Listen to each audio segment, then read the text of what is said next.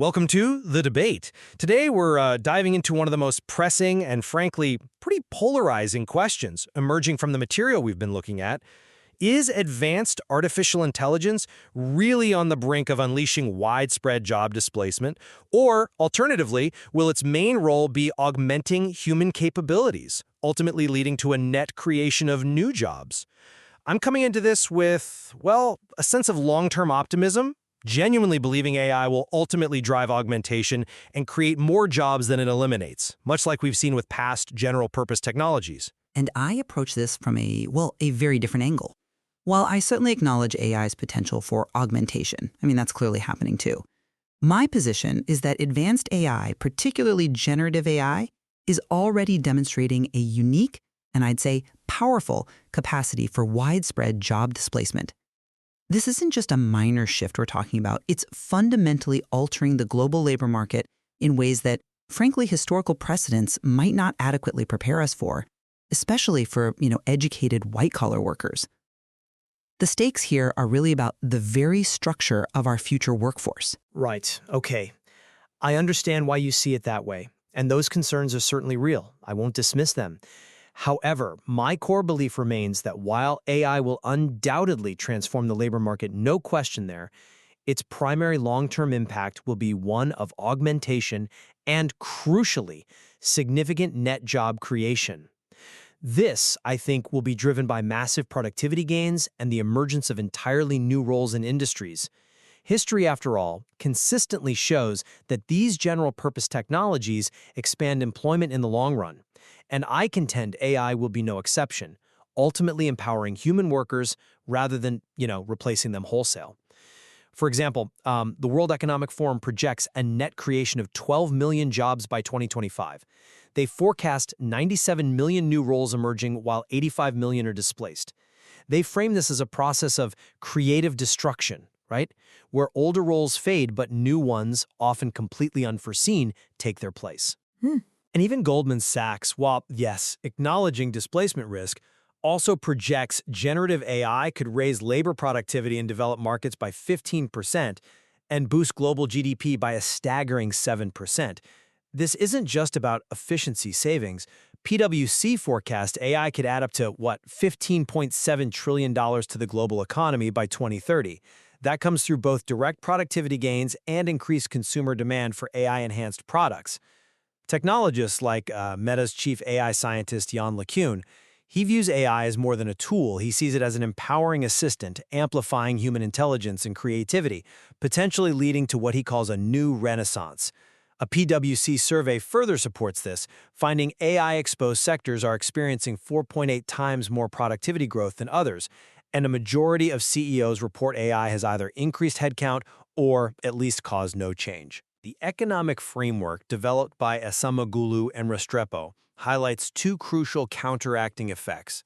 The productivity effect, where automation lowers costs and can boost demand for labor in other non-automated tasks, and the reinstatement effect, which is the creation of entirely new tasks and industries, something we've seen with every major technological leap.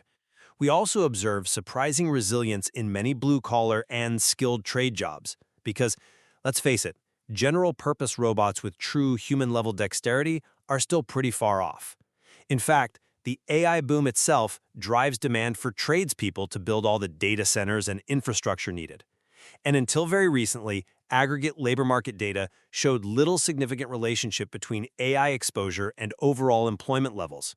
A May 2023 survey of European economists even showed that 63% believe AI won't negatively affect aggregate employment rates in high-income countries over the next decade. Okay, that's a very comprehensive argument rooted in historical patterns and those broad economic projections. I hear you. However, I remain, unconvinced that the historical parallels will hold in quite the same way this time. We're already seeing early and I think concrete evidence of significant displacement, particularly affecting educated white-collar workers and, crucially, early career professionals. And corporate actions seem clearly to be prioritizing labor substitution over augmentation, right now at least. Let's look at some of those same projections you mentioned. Goldman Sachs, despite the productivity optimism, also projects AI could impact the equivalent of 300 million full-time jobs globally. They estimate approximately 2/3 of jobs in the US and Europe are exposed to some degree of AI automation, and maybe a quarter of tasks could potentially be fully automated. The IMF estimates nearly 40% of global employment is exposed to AI, rising to 60% in advanced economies. And for half of those roles, the IMF expects AI to perform key tasks currently done by humans, leading directly to reduced labor demand and, well, job losses. What's particularly striking to me is that top executives at major companies, Ford, JP Morgan Chase, they're predicting significant white-collar job losses. And crucially, even AI industry leaders like Dario Amodei, the CEO of Anthropic, suggest nearly half of all entry-level white-collar jobs could be replaced in just 5 years. I mean, this isn't just academic speculation. It's coming from the people actually driving the technology. Pioneering AI figure Geoffrey Hinton argues that AI automates mundane intellectual labor on a scale fundamentally unlike previous technologies. He directly challenges the assumption of a guaranteed reinstatement effect for humans. And we have tangible, real-world evidence of this shift happening now. A landmark 2025 Stanford study, the Canaries in the Coal Mine one, found substantial declines in employment for early career workers, specifically those aged 22 to 25 in AI-exposed fields. This is actively eroding the traditional entry-level career ladder, which is, critical for future growth and opportunity. This study also noted stagnant wages across all age groups in these fields since 2022. Then there's the Salesforce case study from September 2025. CEO Mark Benioff confirmed a reduction of 4,000 customer support roles. That's down from 9,000 to 5,000, explicitly due to AI. He said, quote, "I need less heads." It's pretty stark. This clearly demonstrates direct labor substitution at a large, well-known company. And an MIT Gen AI Divide Initiative report from 2025 revealed that 95% of business attempts to integrate generative AI are failing to achieve meaningful revenue acceleration. So what does that do? It pushes companies to focus on labor cost savings as the primary and often only immediate return on their AI investment. This isn't about some distant future potential. It's about present realities and clear corporate priorities right now. Okay, your points about specific company actions like Salesforce and the vulnerabilities of early career workers, they are definitely worth serious consideration. Absolutely. But let's try to unpack this apparent macro-micro disconnect.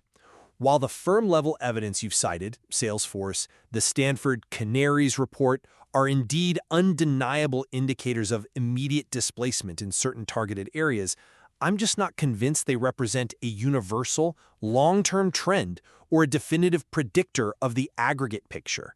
These feel like early signals. The productivity J-curve is it's a pretty well-established historical pattern for general-purpose technologies like electricity or the internet. It describes that initial period where investment in new tech doesn't immediately translate into widespread productivity gains or employment shifts. Why? Because companies need significant time to re-engineer their entire processes, build new infrastructure, retrain their workforce. It's a phase of upfront costs and disruption before the benefits really materialize. So the early-stage nature of widespread AI adoption means aggregate data will naturally lag behind these initial localized impacts. These firm-level actions are specific, they're not yet universal, right? And the broader economic benefits, the new job creations, those are still potentially on the horizon, not fully reflected in the microdata yet. We see companies experimenting, making adjustments. The market is still finding its equilibrium. Do you not see the J-curve as a valid framework here, given those historical precedents with other transformative technologies? I appreciate the J-curve framework, I do, but I would argue that its explanation feels, insufficient given the speed and the directness of the cuts we're seeing now, particularly when we look at recent 2025 data showing a cooling labor market, slower job creation, and rising unemployment specifically for younger demographics. This doesn't feel like just a lag. It feels more like a fundamental shift happening faster. The Stanford study showing substantial declines in employment for early career workers in AI-exposed fields. That suggests a systemic erosion of the entry-level career ladder. That's a critical pathway for new graduates. It means the very foundation of career progression is being disrupted as we speak. The Salesforce example isn't just some isolated incident. It's a clear demonstration of corporate intent to leverage AI for direct labor substitution. And this is driven, I think, by intense pressure to show ROI on massive AI investments, especially when, as that MIT report highlights, 95% of these Gen AI integrations are failing to achieve meaningful revenue acceleration. So the most straightforward, immediate return companies are seeing from AI right now is cutting labor costs. These aren't just specific instances. They feel like early, undeniable signals of a pervasive corporate strategy focusing on labor reduction. That's a much more immediate and tangible outcome than any projected future creative potential, isn't it? This suggests the J-curve might be much deeper this time, or perhaps its upward swing significantly delayed, maybe even flattened compared to what we've historically seen. Okay, that brings up a really interesting point about whether AI truly fits into our historical models of technological change. Do you genuinely believe, then, that AI is fundamentally different from past general-purpose technologies that have always, eventually, expanded labor markets? While Geoffrey Hinton's argument that AI automates mundane intellectual labor on an unprecedented scale is certainly noteworthy, I'm not quite convinced by that line of reasoning. Because AI is, at its heart, the latest in a long line of general-purpose technologies, think steam engine, electricity, the internet, that have historically transformed and expanded labor markets, not contracted them in the long run.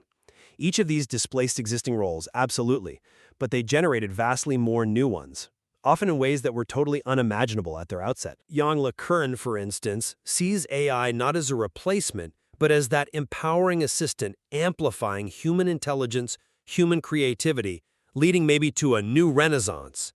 The core idea is that AI will automate the routine, tedious tasks across various sectors, freeing up humans to focus on higher-value activities that uniquely require creativity, critical thinking, emotional intelligence, skills AI at least currently struggles with. The very material we're discussing highlights the creation of roles like AI prompt engineers and machine learning engineers, right? The WEF mentions these. That illustrates that the reinstatement effect, the creation of entirely new tasks in industries, is actively at play. These are roles that simply didn't exist a decade ago, but are now essential. That's a compelling argument about historical precedent, I grant you that. But my concern, really, is that Hinton's argument cuts right to the core of the issue. If AI can automate not just existing work, but the very process of innovation, of problem solving, of discovery, then the reinstatement effect, that creation of new human tasks, may not be strong enough this time to offset the displacement. Previous technologies primarily automated physical labor or, highly repetitive cognitive tasks. AI is automating intellectual labor, and at a speed and scale that feels genuinely different. Consider a paralegal who might spend weeks sifting through legal documents for patterns or precedents. And AI can now potentially do that same task in hours. Or think about a junior developer whose initial role is often writing boilerplate code or debugging. AI tools are increasingly taking that over. These are roles that required years of education and training, not just routine physical tasks. The vulnerability of these educated white-collar roles, paralegals, journalists, junior developers, it underscores this potentially unprecedented shift. If AI can perform the basic research, the drafting, the analysis that define these entry and mid-level white-collar jobs, then the historical pattern of new tasks for humans becomes much more tenuous, doesn't it? We're automating the mind, not just the hand, and that distinction feels critical. What new, uniquely human intellectual tasks will emerge that AI cannot also eventually perform or assist with to the point of effective automation? That's the worrying question for me. But let's shift our focus slightly, maybe to the efficacy of policy responses and corporate incentives. Because even if we acknowledge these immediate challenges, the trajectory of AI's impact isn't necessarily preordained, right? It's shaped by conscious choices we make. Now, I agree that past worker retraining efforts have a mixed record at best. The Brookings Institution analysis you mentioned does indeed reveal a pretty poor historical track record, showing no significant long-term improvements in earnings or employment for many displaced workers. But we have the opportunity to do things differently this time. We need to call for proactive policy shifts, things like incentivizing human-complementary AI through targeted tax credits and R&D grants that reward companies for deploying AI in ways that enhance human jobs rather than simply replace them. We also need fundamental educational reforms prioritizing critical thinking, creativity, and what's sometimes called meta-learning, the skill of learning how to learn. These are skills less easily automated. Business leaders, too, can adopt an augmentation-first strategy and invest proactively in continuous upskilling for their employees. And looking ahead, policies like AI adjustment assistance or even considering things like universal basic income, UBI, these are being discussed by various bodies as potentially vital economic buffers to ensure shared prosperity during this transition. It's about consciously designing a future where AI works for us, rather than simply letting it happen to us. We have collective agency to shape that. I understand the call for proactive policy, I really do. But I find that argument somewhat problematic when we look realistically at the historical effectiveness of training programs and the current corporate incentives. The rapid, unpredictable evolution of AI makes it incredibly difficult to even predict what future skills will be needed 5 or 10 years down the line. We've seen from the Brookings data that these programs have a poor track record historically, with no significant long-term improvements in earnings or employment. And that was for workers displaced by more predictable technological shifts or trade agreements. How much more challenging will it be when the skills themselves are a constantly moving target? Furthermore, older workers in particular face significant barriers, time, cost, aptitude, to acquiring the new highly complex technical skill sets required for many emerging AI roles. And then there's the critical issue Acemoglu warns against, this idea of excessive automation. Corporate incentives right now are heavily focused on labor substitution to achieve immediate cost savings and show returns on massive AI investments. That often comes at the expense of investing in augmentation strategies that might take longer to yield returns or be more complex to implement. This dynamic pushes productivity gains primarily to capital owners, not necessarily to labor. This means the economic forces aren't naturally aligning with an augmentation-first strategy without significant and currently lacking reorientation. It requires a fundamental shift in how businesses are incentivized, and that's a very big ask politically and economically. Hishan's been a truly illuminating discussion, I think. It really highlights the great divide in understanding AI's immediate versus its potential long-term impact on the labor market.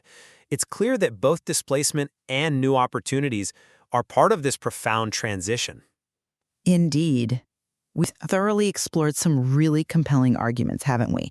From the immediate, tangible evidence of job displacement at the firm level, particularly hitting those early career white-collar workers, right through to the historical optimism of augmentation and net job creation driven by massive productivity gains. The tension between those two perspectives is, well, it's palpable. And the balance between these forces, it's still very much in flux. The future of work in the age of AI, it seems clear, won't be determined by the technology alone. It really hinges on the strategic choices made by businesses, by policymakers, and, frankly, by individuals as well. How we navigate this next phase will really define our economic and social landscape for decades to come. Precisely. It's a dynamic interplay, absolutely. And the material we've examined today makes it clear there's much more to explore regarding the specific mechanisms of this transformation, and critically, the kinds of strategic choices that will ultimately shape our economic and social future. Thank you for joining us on The Debate.